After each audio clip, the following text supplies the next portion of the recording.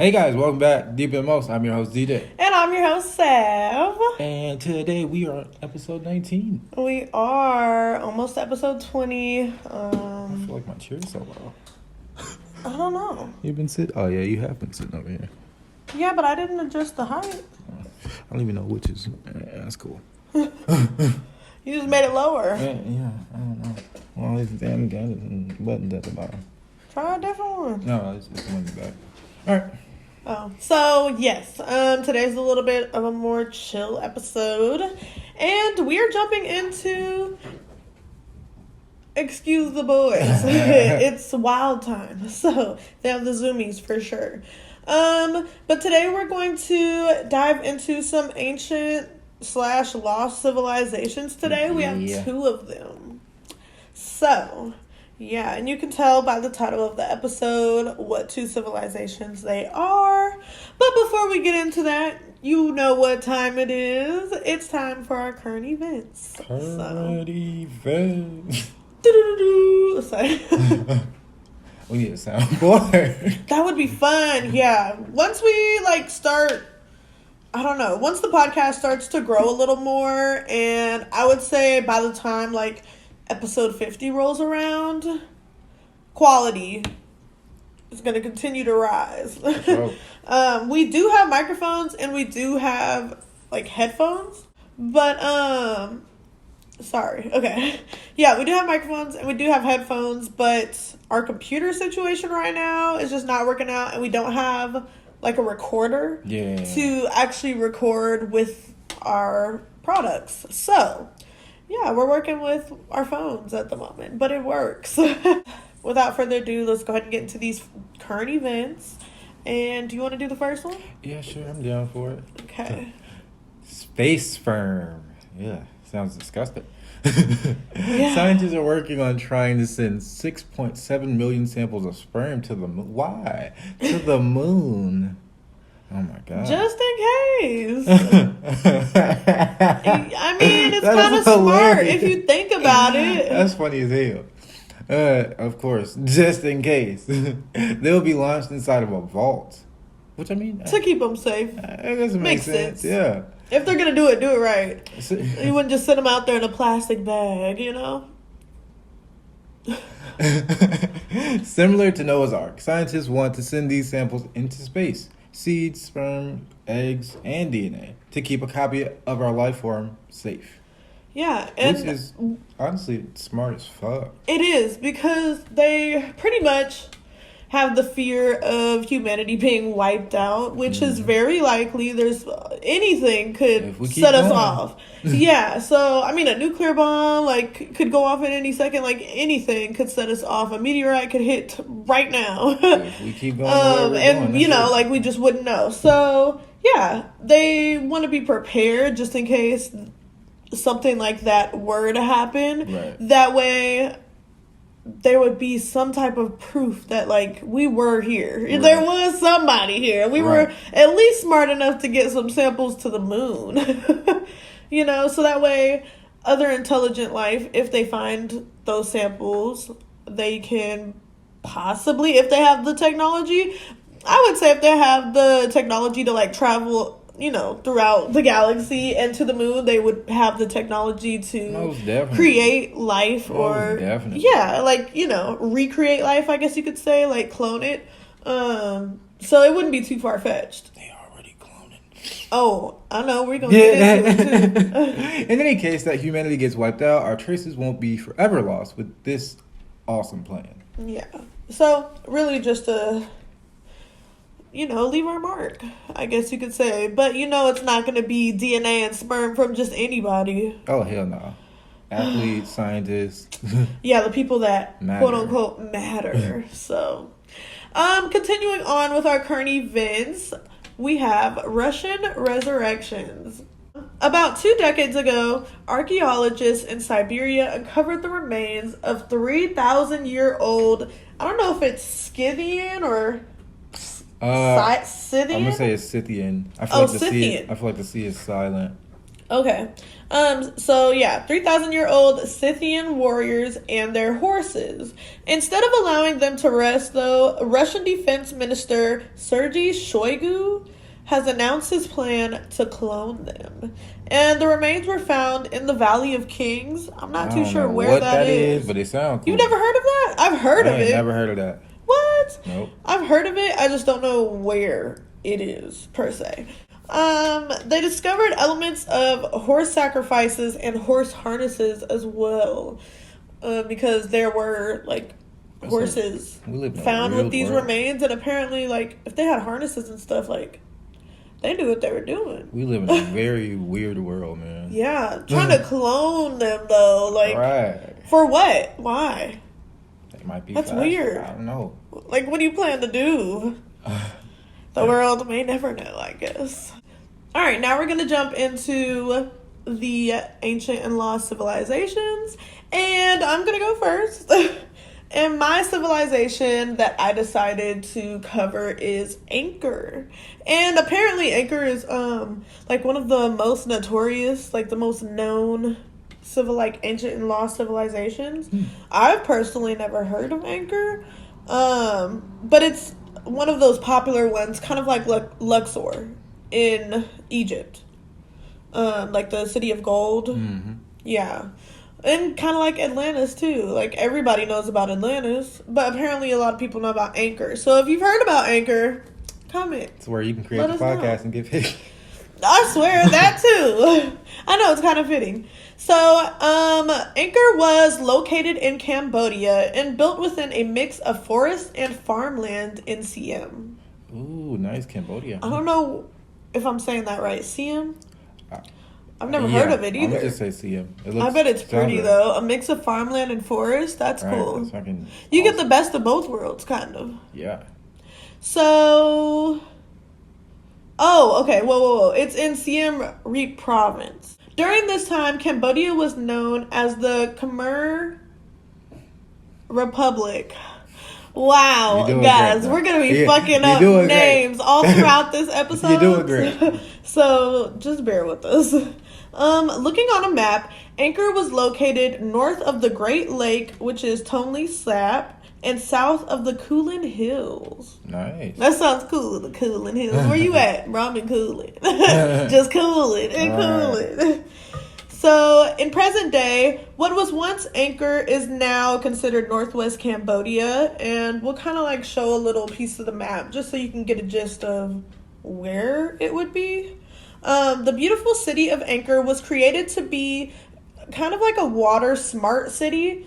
And it was built with ravines, bridges, and so much more. But they were also very big on like crop. That's cool as fuck. So it's like hydropower. Yes, yeah. Yeah, they weren't like underwater or anything, but cool, they utilized water very sufficiently. That's nice. And they knew what the hell they were doing too. Like, they had it down. They had it down packed. I fuck with that. That's cool. Yeah. So, background of the people, area, and make of the city. Angkor was the capital of the Khmer Empire from the 9th to the 15th century. And this era is considered the classical era of Cambodia, which I had no clue. Yeah. And that's a long time, if you ask me. The 9th century to the 15th century? Pretty that's decent a time. good amount of time. Yeah. So they weren't just like here for 2 seconds and got wiped out. They were there for quite a while. Thriving and shit. Yeah. So what's left of Angkor today, and is a well-known monument, is a temple complex that was built in the 12th century by King Suryavarman II. Oh, I'm going to just call him King S. So, yeah. King S reigned from 1113 to, how do you say that? C 1150? What is that? Is that Christ? It's probably circa. Oh, okay. Wow. To circa 1150. Because that's so long ago. Because when it comes to Christ, it's usually like BC, and then they do okay, AD and stuff like that. So yeah, it's more than likely circa. Interesting. So what does circa mean? Circa, it just means around. Oh, okay. So there's not an exact time. It's just an estimate. Interesting. Okay, I didn't know that. Oh. Yep. Angkor also served as the royal center of dynasty for Khmer kings who ruled one of the largest, most prosperous, and sophisticated kingdoms in the history of Southeast Asia. So they were like top notch, like top of the scale, top of the line royalty. That's and what's up, man. Just they live. like had that status about them. They Just met the fucking status quo, live. definitely. They understood the assignment, pretty much. To the fucking T, goddamn. Yeah. So, kings of Angkor would rule over territory that extended from the Indo-Chinese peninsula all the way to the Yunnan province in China. Damn. Yeah, so they had a They was good out ass. here. They They had a good ass amount. Essentially, the Roman Empire of China. Well, Asia. Yeah. That's cool as fuck. Yeah, pretty much. Even stretching this power into Vietnam and the Bay of Bengal. So, Nice. even further. Hey, They that's had a what's up. lot of stretch, yeah. A lot of influence, too, if you think about it. That's what's up, man. Like, I wonder if all of those places today, like, kind of keepsake or, like, have learned anything from the past that has kept going I throughout feel like- all this time. And feel they like probably they just definitely- they don't know that it originates from that. But, like, what if it did? Like, I feel like they definitely do because most Asian countries, they take a lot of pride in like their origins, Their history, yeah. their history. So I'm pretty sure like they have their artifacts and stuff put away. Oh, yeah. So, 3 unique facts. Angkor was conceived as a symbolic universe structure according to a model done by traditional Hindu cosmology.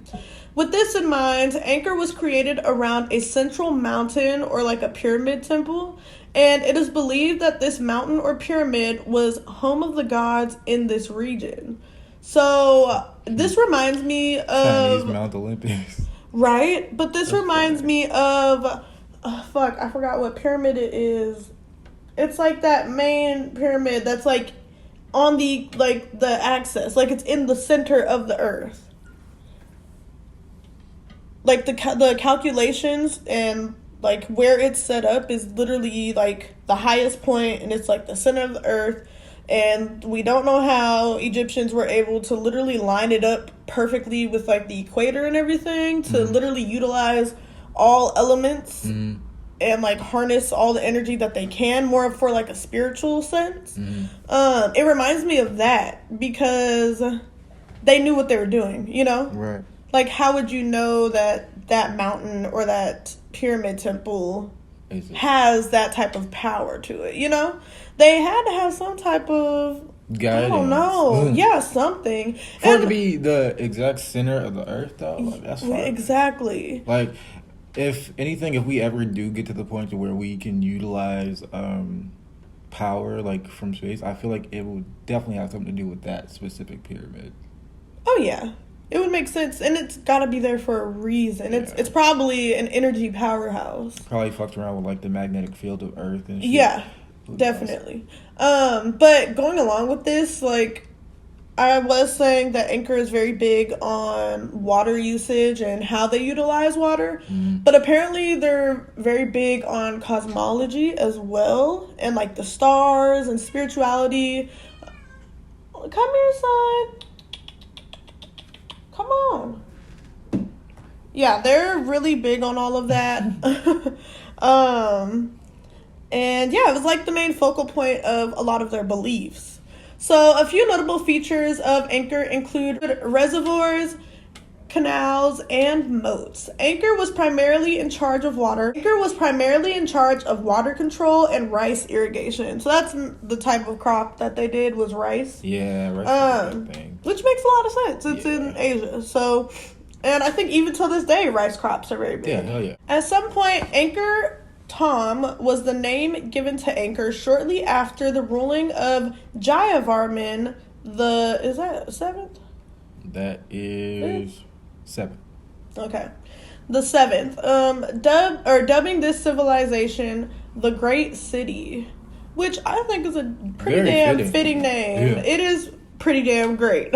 So all temples made in Angkor gave tribute to Indian cosmological and mythical themes. And now we're going to get into the history of peoples and their beliefs. So rulers of Angkor often believed in immortality, which is kind of common, I feel like. When it comes down to like lost civilizations or even just people from that damn long ago. From that damn long ago. I feel like immortality was definitely more of a thing back then. I feel like that's a lot like eternal youth. That's a lot of what drove, through a spiritual sense. That's a lot of what drove them. That's why they were so big on preserving the bodies and like tombs and whatnot. Right. That's the whole deal. To keep living on. Yeah. So, thus, and with this belief, thus the Wat Temple was made. Though, and this is like the biggest landmark that leaves a trace of this whole civilization, which is basically what they're known for. It's like the biggest landmark that they have. Mm-hmm. So the Wat was and still is Angkor's greatest and most famous temple ever made. And in the 12th century, the Wat was used as a funerary temple, and King S II wanted his remains to be deposited there. In doing so, he would ensure his permanent identity in a symbolic sense with Vishnu, the Hinduism preservation god. So, pretty much what you just said is that they would bury them and kind of have that belief that even though they're passed along, like in a physical sense, they're still living on. Yeah. And that's kind of beautiful when you put it that way, but it's still kind of scary. Because, what if they're not a good person? What the fuck? What if they're an asshole? Yeah. Does it work both ways? Is there a way to not have them live on? I wonder how you even determine who's worthy of living on. In the Wat Temple, hundreds of statues of Asaparas, which are angelic dancers, were spread all throughout. Yeah. Okay. So, day in the life and living conditions. Every piece of written record kept by Khmer folk about their lives in Angkor are long lost or destroyed, which makes it a lost civilization today, and ancient because it's old as hell. The only records left are that of Zhao Dagwan. He gave insight to kings, aristocrats, and most commonly, ordinary people like you and I. So, yeah. Nice. Zhao went into details about how men and women went chest uncovered and barefoot. Hey, okay. Right? Yeah. Fashion was simple. Out. Pretty much. Fashion was simple. A piece of cloth wrapped around your waist was enough. Loincloth. And honestly, that's pretty damn common back then. Because, not too long before that, they were completely naked. So, ordinary women were not allowed to wear hair jewelry, but could rock golden rings and bracelets. Hey, that's enough. But, I feel like golden rings and bracelets, that's top of the line right there. So, I'm not tripping about no hair jewelry. I'll tell you. On a different note, if an ordinary woman was seen as extra beautiful, she would be sent to court. Come on. Mm-hmm. She would be sent to court to serve the king and royal family. Hey. Yeah, so they didn't just have anybody serving them. They had the baddest bitch. Hey girl, what's up? Right, they had the best ones. Hey, so I wonder how they deliberate. They had the eye candy in the house. You think the king told his little right hand man? He was like, "Hey, that one right there. I want that one." Titties. I swear, bro. Yeah, because the titties was out. They was just tittying. They was doing what they had to do. So, common people's living conditions. So we're gonna start with the lowest level. Is pretty much the majority of people that lived in Angkor. That's just in every place, honestly. The poor people are the majority. So they weren't allowed to build their homes from tile and were only allowed to use thatch for their roof. I don't know what the hell. I feel like it's like a clay material maybe, or it might be not clay. I feel like it might be like those big leaves or twigs.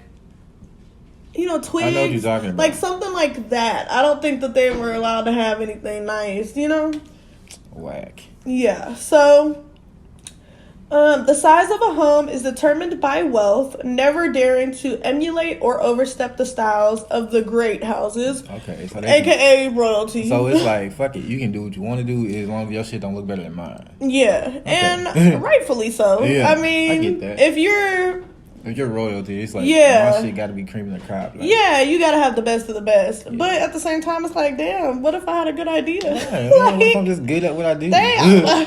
Right. So it's almost like architecture wasn't praised, you know? Because think about it. If you would have had think about it. We moved in and built our fucking house on the corner of the fucking cul-de-sac. And we have the best fucking shit, top notch, and our shit look cool as hell, and nobody else got it. They gonna go over there with clubs and shit. So what the We fuck got is stairs on the inside, upstairs, downstairs. They're gonna be like, what the fuck is this? Yeah, yeah, no. So y'all see them niggas' house, right? Right. Wow, y'all just let them build that on I our swear. corner? Unbelievable. Yeah. So poor people had homes, but with little to no furniture, such as tables, chairs, jars, and buckets. That's like niggas moving in an all-white neighborhood. Oof. No.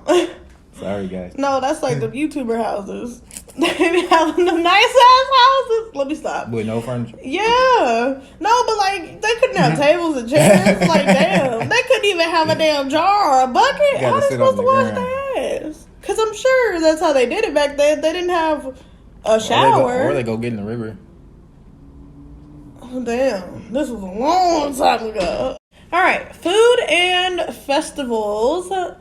Earthenware pots were used to cook rice, and sauces were made with earthenware saucepans, and stoves were made out of 3 stones placed in the ground, and spoons were made of coconut husks. Now, I just want to backtrack a little bit, because what the hell is earthenware? Earthenware, it's ceramics before ceramics. It's simply... So, like clay from the earth and stuff, and then they... that's cool, okay. Yeah, no, when you got the resources, bro, that's pretty damn creative. Yeah. And then the 3 stones in the ground, that makes sense. Making a pit to cook your food. Yeah, that definitely makes sense. Like, if you were stranded, like, in a forest or in the wild, that's something that you would probably end up having to do anyway. For sure. And spoons made out of coconut husks. Now, that is interesting. Isn't it? I've heard of spoons being made out of, like, bamboo, but not coconut husks. Yeah. It makes sense, though, with the coconut husk being as hard as it is. I could see how they would, like, fashion something out of it. That's cool as fuck. Yeah, that's true. So... rice would be served with earthenware or copper dishes imported from China. Now that sounds fancy. Now, I don't know if I would like be a fan of eating out of copper though. You think you would taste the copper? Yes. Yeah, probably. But like when you're eating out of clay, it wasn't sealed, so I'm sure if the food was hot enough, it would like mix. I don't know how with the clay. I don't know. They eat dirt. It's okay. I mean, yeah, I'd rather eat dirt than copper.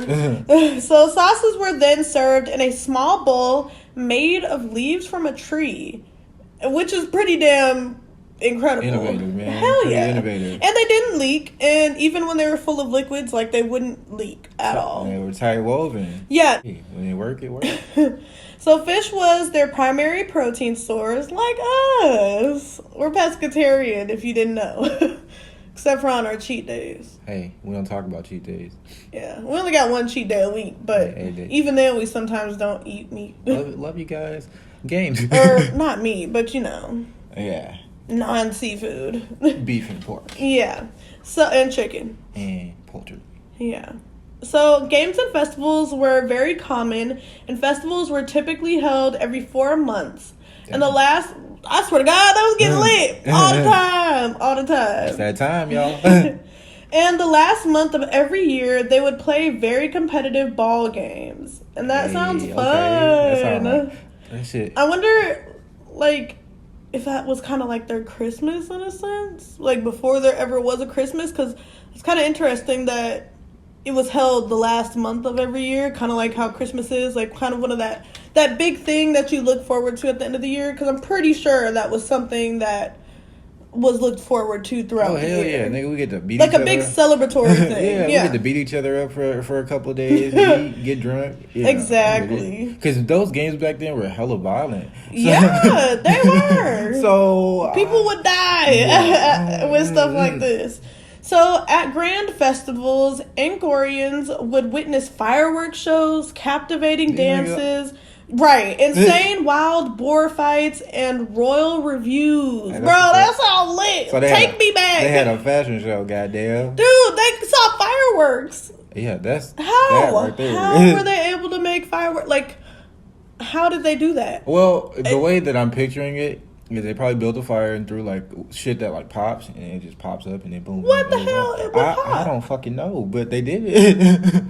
That is just so interesting, though, and that's cool as hell that they were able to witness something that, like, we witnessed, like, you know, in today's day and age, that it's so simple, but then again, it's like so, like, it's one of those things, like, everybody's seen fireworks. Look at the history of it. Yeah, it does. Because, like, what? But it's cool to see that something so simple was enjoyed even back then. Like, fireworks, it's something simple when you think about it. Simple as fuck. But that's cool because not everybody has seen fireworks. Right.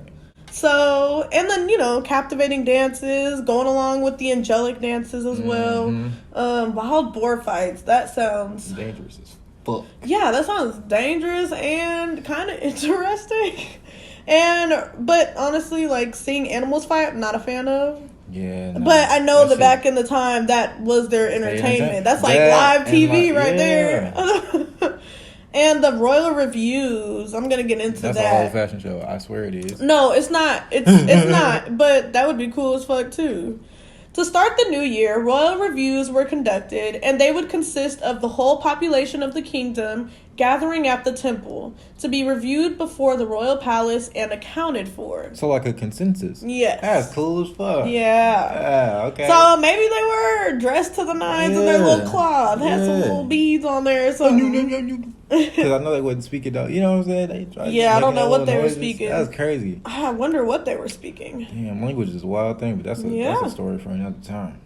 So amusement was essential, so dancers and music became a central source of entertainment. Yeah, they were shaking ass. Oh, yeah. Oh, yeah. They were shaking naked booty. And if you think about it, dancing and music are spiritual things. Sure. They do go hand in hand with tapping into your spirituality.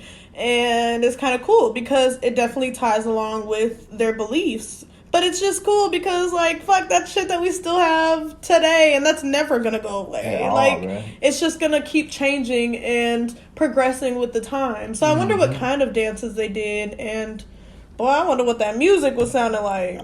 It was getting lit. I swear. So a vast network of highways were created to link Angkor to various nearby provinces. Yeah. And, like, these highways were nice. Like, that's what's up, built, man. like bridges type shit. Like, I just be thinking like that would take you literally from one, like they said, one province to another. When I think about shit like that, I just be thinking like the nigga that just was like, okay, cool, we're gonna create a little pathway over here, and you just gonna make it look nice to put little stones around it, and just I don't know, it's cool. And I would think that they had like horses back then, and they hopefully they probably were using the boar. That sounds dangerous. A wild boar? I mean, I was gonna say, I feel like they would ride whatever they had on those highways to and from different places, which is just cool as hell because shit, like, it's just like today's day and age. Like, you're able to get from one city to the next. That's essentially what they were doing, but before it was ever a thing. So the fall of Angkor, and you know, since it's a lost civilization, yeah, we're definitely gonna have that. Unfortunately, although in 1431 Angkor was officially abandoned, that wasn't the only cause to the city's demise. So a lot of people believe that when the king that was ruling over Angkor left, and he literally like just dropped ship and just dipped in 1431, it was believed that once everybody left, like, that's when it started to diminish, but that honestly wasn't the bulk of it. So maintenance failures pertaining to moats, water supply, architecture, and so much more were also a part of the fall of Angkor. And it makes sense. If it was around water, you do got to keep up with that. And if everybody left, then who's keeping up with it? Nobody. Damn sure the Kardashians. Yeah, wait. Okay, man. So this failure to maintain the environment lasted upwards of 100 years before Angkor was no more. Ooh. Slowly but surely, the inhabitants looked elsewhere. Agriculture just wasn't as big anymore. They said, fuck it.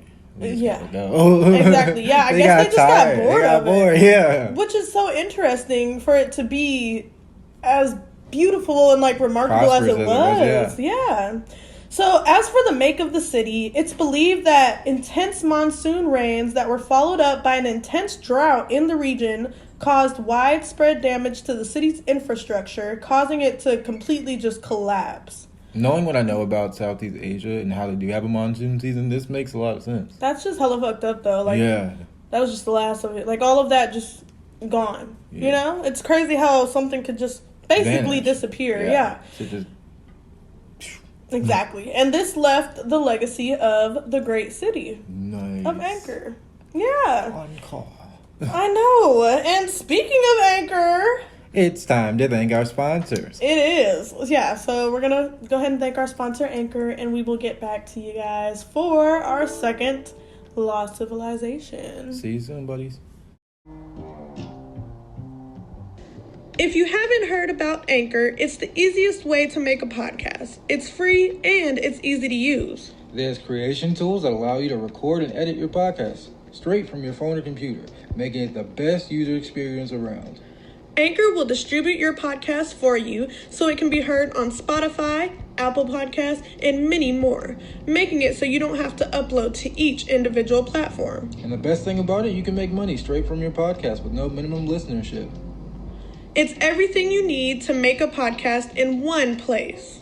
So please, download the free Anchor app or go to Anchor FM to get started. And that's Anchor.fm, spelled ANCHOR.FM.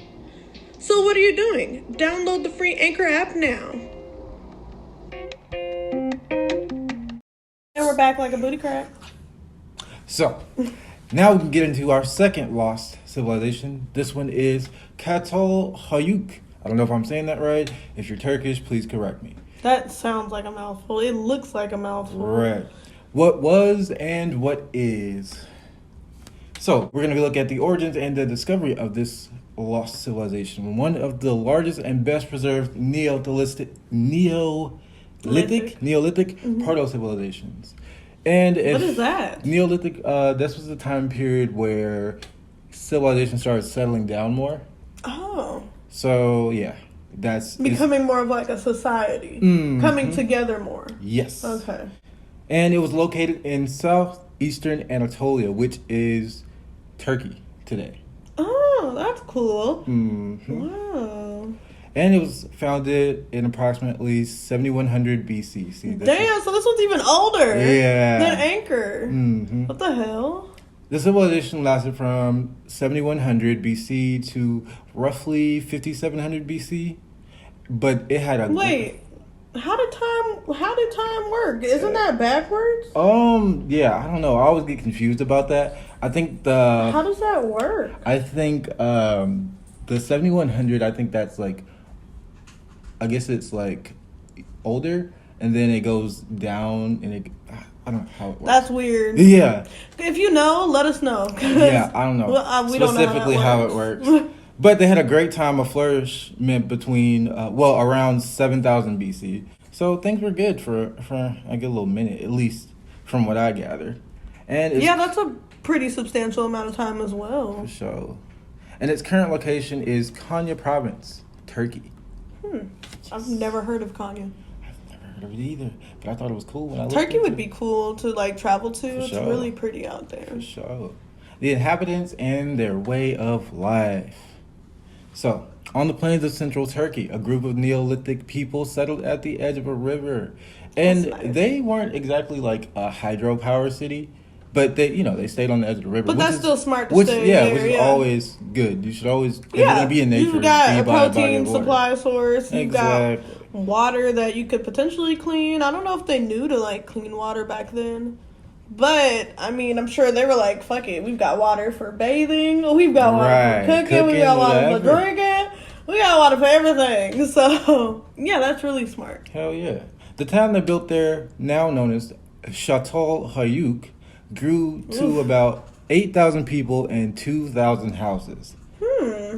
Damn. Yeah. In the context of things, like, that's not a lot of people today, but back then, when there wasn't as many people, right, that was a lot of people. And it gets crazier because it was crammed within only 26 acres. Wait, what the hell? Yeah. And damn. And that's roughly the size of like 24 football fields. Yeah, that's a lot of people. Yeah. In a small space. Yeah. Wow. Considering there were no streets or anything like that, people had to move on their roofs. So that was interesting. The way it's set up is real interesting. Like That's when you weird. look at pictures I want of to it, see pictures yeah. for sure. So when they entered houses, they had a stairway from the roof that they would descend into a domestic space that was full of paintings, sculptures, and these sculptures and paintings, they usually depicted bulls, deer, leopards, vultures, and other human figures. That's cool. Yeah. Wait, what do you mean by other human figures? Other human figures. Like, they didn't know. Like, human figures that didn't necessarily look like human figures? Yeah. So possibly aliens. Yeah, man. Let me find out. Damn. Everybody was talking to the aliens back then. Everybody Where are they except now? us. Where? I want to know. The settlers had fine polished stone tools, and they had domesticated cereals and sheep. Now, in terms of like the cereal thing, I have no clue specifically what that's about. But the Okay. sheep thing is cool. In addition, they hunted wild cattle, pigs, and horses, and made use of many wild plants. And from like archaeologist research, there was evidence of wheat and herb being planted. So Sweet. So they're They've been- big on crops too. yeah, they've been big on their agriculture. Interesting. If you hear little rattling in the back, it's Oliver playing with a new toy. Yeah, I got my boys. That's new stuff, so they love it. So Look at that. I tried. So to continue on, there were communal ovens built above the home, and this is where group activities were also held. And they never say like, Damn. yeah, they never say like what specific group activities, but it just says group activities were held here because they didn't have What like, if they were just having like powwows? yeah, And they stuff? never had like specific information like when I looked into it. That's weird. Yeah, Or maybe it was like rituals. You never know. more than likely. So the interesting thing about this civilization is it's very well preserved, and so it went That's through. good though. It went through a couple of excavations, and it says during excavations, art is everywhere among the remains of Catalhoyuk. Geometric designs as well as representations of animals and people were all everywhere. Yeah, Like on the walls on the and walls in the city itself, it's Wow. just full of geometric architecture, which is stuff. I pretty. wonder if there was a reason why it was geometric though. Which is pretty interesting because, like, if you think about most ancient civilizations, like even like the pyramids, they're huge fucking. It's crazy. It's all about math. Yeah, And yeah, fucking math. I hate math.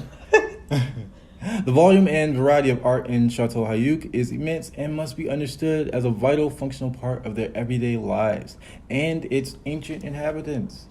Yes. Yes. So now we look at their religious views and their rituals. Archaeologist James Mellart of the University of London worked with his wife Arlette at this site from 1961 to 1965, and this was like the first excavation like during that little time period. Damn, that's that's pretty recent. Yeah. I like that name, Arlette. It's different. That is a nice name.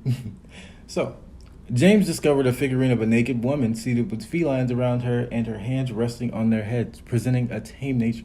This was said to be the mother goddess. Ooh, I So, fuck with it. a little Kitty.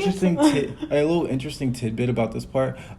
This civilization specifically, I guess they were into matriarchal rule The hell because is that? basically when women are like ruling the kingdom. Ooh, Yeah. I like that. It's pretty interesting Okay, because turkey. archaeologists found that in earlier civilizations, matriarchal rule was more common for most civilizations than everybody initially thought, which is an interesting fact. I don't know why they didn't keep it that way. Oof, that's a story. Mm-hmm. In the early excavations of the site, Miller found that the ribs that they found had soot deposits in them. So that means, Those shit was burnt yeah. to the ground. What was that? And plus, like, they lived in closed quarters in a sense because the way their houses were built, they had a hole just in the top center of the home. So, and they also had like fireplaces in the middle of their shit. So That's cool. It kind of just But yeah, that's dangerous. And this is because when the people would die, they were buried under the hearth, which is the fireplace of the home. Mm-hmm. Wouldn't you be able to smell dead bodies all throughout once they? Stop it, son. I don't even. Once they start using the fireplace. Exactly, but under the fireplace though, like right under. Yeah. Okay. The holes that were in the roofs were to dispel the smoke from the homes, but the people were constantly breathing in the air, which more That's than likely, not good. yeah, which more than likely, you know, a lot of people probably suffocated. And died. Yeah. Whoa. There's also research that showed that after burial, they would later dig up the bodies and use the heads for ceremonial reasons. Now, in terms What of that, kind it doesn't even say. of... interesting. Right. Bruh, no, there's some weird stuff that used to go on. I don't understand. Yeah. Burials, It's kind of culty, but I like it. right? Burials at Catalhoyuk show no significant variations, either based on wealth or gender. The only bodies which were treated differently were decorated with beads and covered with ochre. And ochre is a clay-like material. Oh, so not the food. Yeah, no. Okay. And this was specifically meant for the children, so it shows that they Oh. cared about their children. That shows Wow. that this civilization was settling down more because they were able to. They valued. Yeah. Wow. Young life. Interesting. So a couple of interesting facts. The people used their roofs as streets because it was extremely overpopulated. So people was hopping from roof to roof. Literally, like Sound ninjas. like Chris Brown from wall to wall. Also, it is the best representation of an early civilization thriving completely with agriculture and hunting being a part of its culture. It's like I said, Neolithic time period was a time where civilizations were settling down, and this was actually like one of the first, and you know, literally the best representation of Nice. settling. So they set the bar. Yeah. And they set it pretty damn high. Hell yeah. The architecture of Catalhoyuk is described as one huge building comprised of several cells, similar to a honeycomb or an anthill. Ooh. And you know how, I bet that was cool. You know how intricate like anthills and honeycombs can Oh, be. yeah. So, like, Super. It's so fascinating, though. yeah. Like, it's incredible what they can do and just how they work together. Like, I don't know. It's for the betterment of their species. Yeah, you know, like yeah, they definitely. work to protect each other, and it's just great. If only humans were But the same see, way. and that's the thing. Like we've had conversations about that before. I think the only thing that separates us from animals is our ability to reason. But the problem with that and is greed. that's the thing. The problem with that is we get wrapped up in greed and we don't go anywhere. Yes. Yes. So, along with this civilization, I feel like we learned a huge lesson from them. And it says, throughout research and years of excavation, archaeologists believe that Catalhoyuk people provided a perfect example of transition in two key areas. The first is they showed evidence of becoming a more settled culture instead of nomads. Okay. So instead of just roaming around, going from place They to were like, place, you know they were what? like, this is my home. Yeah, we're just going to chill out for a minute and, I'm staying and set here. up shop right here, you know? That's cool. Yeah. And the second is it gave a very in-depth view of the Neolithic era and the transition from hunting and gathering to a more skilled agricultural practices. Some more tame. Yes. And that's good. Hell yeah. It's So fucking they kind of awesome. literally pretty much set the bar for where we are today. Yeah, like it's this like the first. urban city. Yeah. Like, yeah. Wow, that's interesting. Cool as fuck. I Hell would love yeah. to go to like one of the excavation sites and see what it looks like now. Yeah, that'd be really cool. Oh yeah. Tell us what you guys think about those two ancient and lost civilizations. I think they were pretty damn interesting. Oh, like, definitely. fuck. Definitely. I don't know. Like, And- it's and pretty cool. It's And- crazy because the second, like, Catalhoyuk, I had never heard of it until I Neither looked have it up, I. and I was like, Same oh, thing with Angkor. I haven't heard of either one of those. So it was kind of cool to learn about them too. Definitely. And that brings us to our ending questions. Question. Yeah, we have 4 of them today. So the first one is, do you believe looking at ancient civilizations could help us improve? And that could be as a society, that could be with technology, that could be with pretty much anything. And I think, yes, I think there's a lot that could be learned from these ancient and lost civilizations, guys. Like, they knew some stuff that we just can't comprehend. The things that they were able to do are things that we can't even do today with all of the tools and the skills that we have acquired. It's kind of insane. You know, it's kind of crazy to like say that, oh, people were dumber back then. How could you say that when they were able to do such amazing things, you know? So I definitely think they And that's speaking in terms of before, like, the Dark Ages and Victorian era, because we got... Well, I mean, there's always times of, like, triumph and, you know, there's going to be wins and losses and the good and the bad. So what do you think? Oh, hell yeah. Definitely. We should definitely study, like, older civilizations. More often? Yes. It would definitely help us out a lot in a lot of different areas, really. And that's in terms of science and, like, our philosophies on life and everything. So, should definitely look into them. Our son is over here wilding. He got sprayed. Now he wants attention. Question number 2. What civilization interests you the most? And that could be, like, anyone that you know. Yeah, all civilizations. Honestly, for me, it's Atlantis. I just love Atlantis. I know it's basic, but I just love the water. I get that. And it's just cool to think the whole story of Atlantis. I just love it. The Disney movies, love it. I just love it all. I love it. I get that. I'd say one that interests me the most, in terms of, like, lost city aspects, I have 2. I have Jamestown, Virginia, and Roanoke. I was thinking Roanoke too. Roanoke is pretty damn interesting. Yeah, shit just the lack of evidence, just nothing, tells a big story. But yeah. Okay, so the third question is, would you want to visit? And this could be Angkor, or how do you say it? Catalhoyuk. Yeah, or that. I cannot. I don't even want to try. Or any civilization. Yeah, anyone. I would definitely, honestly, I would want to visit either Luxor or Angkor. Because with Luxor, if it's the city of gold, like, I just want to see. Oh, yeah, like, same. how I'm on that beautiful boat. it was. I'm definitely on that boat. I just want to see that. And then for Angkor, to see the moats and to see how they kind of created. I would just love to just sit and, like, take notes and just watch them do their thing. Oh, yeah. Once time travel becomes a thing in today's day and age, it might be in the future, but if we could, like, or it could have get been there in the past, sooner, who knows? Maybe. Then hell yeah, I would definitely go and take notes, like you said. Bring my phone and record. Straight up, they would be like fucked up over that. They're like, what is that? Yeah. What is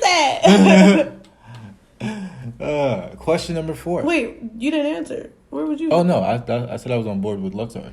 That was my. Oh, that's it? Yeah. Okay. And our last question: what civilization would you want to be a part of if you had the choice? Fuck it, I like gold. Luxor is definitely one. I'm down. I think Atlantis would be cool as fuck. I mean, yeah. But I don't know. Like, I would visit probably, but I would definitely live in Angkor. Just because fireworks, dancing, like, I don't know, it just seems so cool. I would hope that I'm not poor, because they damn sure don't have much, but, you know. Just build your house better. So what? So I can get killed and get my ass beat? No thanks. I'll live in a hut. Gladly. What the hell? But yeah, I would definitely be a part of Angkor. Sure. Just because, like, all the things that they celebrated and even the things they believed in are kind of in line with things that I believe in. Like, more in the spiritual sense and, like, the stars and just, you know, things that make sense. So, yeah. I get that. Yeah, nah. I just want to see all the gold. I'm down for Luxor. You think there was just gold dripping everywhere, though? Could have been. Why not? Like, maybe. Why you never not? know. Straight up. Shit, we weren't there. Right, literally. We could have been, though. I swear, I wish. Could have been. That'd been cool. Just imagine, bro, like, what life would have been like if we was just somewhere else. Another whole... That would have been crazy. Yeah, it would have. Somebody getting their car broke? You know what? I guess. So, guys. So, I guess that brings us to the end of episode 19. This was a good one. Definitely more on the chill side. We're filming, like, super late at night this time, and we never usually do. It's usually in the daytime. So, yeah. And we also have a new addition. We have a new lava lamp because... Check it out. Our first one, you know. It look cool. Yeah, it does. It's not... in our next episode, because we actually filmed that episode before this one, so yeah, but you'll see it from here on out after episode 20. It's all a simulation. I kind of wish we had it for episode 20, but Amazon be playing. It's a simulation anyway. It is. So go ahead and tune into that simulation theory that we got for you. Go ahead and click whatever you're listening or watching us on. Go ahead and click to that next one right now. Right now. Because we did a double upload for you guys this week, and we hope that you guys enjoyed. And yeah, that was it for episode 19. Any kind of words? Any words of encouragement or anything? I would say when you feel like you're at your wit's end, keep going. Straight up. Yeah, hell yeah. Well, I guess that means it's time to go. Yeah, the light just died. So I've been your host, DJ. And I've been your host, Sav. Stay light, stay bright, stay positive. Catch us next time on Deeper Than Most.